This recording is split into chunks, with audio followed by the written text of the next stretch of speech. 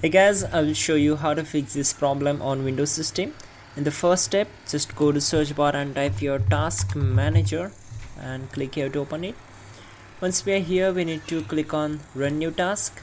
Then we have to select browse button. On this window, we need to go to this PC, then open C drive, then open Windows folder.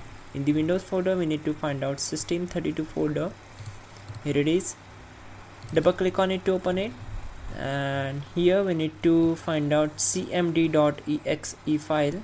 So just keep scrolling down until we found the cmd file.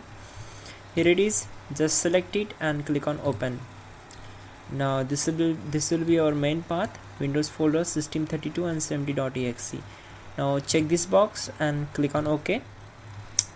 Close the background windows. We just need a command prompt window. Now we need to execute some commands, so type all these commands carefully and hit enter to execute them. The first command is ipconfig /flush dns and hit enter. Then type in ipconfig /renew and hit enter. This will take some time to complete the process, so we need to wait for it.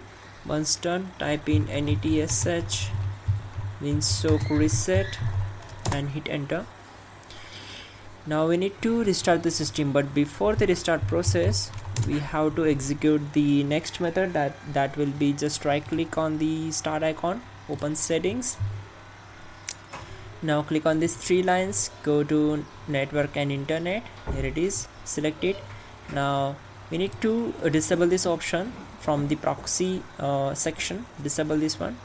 Again, go back and just scroll down and go to advanced network settings. Again, scroll down, go to network reset and click on reset now. Select as.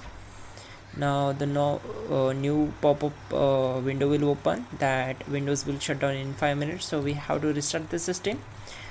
You can also check out our description link to fix this issue quickly and effectively. You go and check out, and that's it guys, your problem will be solved. Don't forget to like the video. Please do subscribe the channel.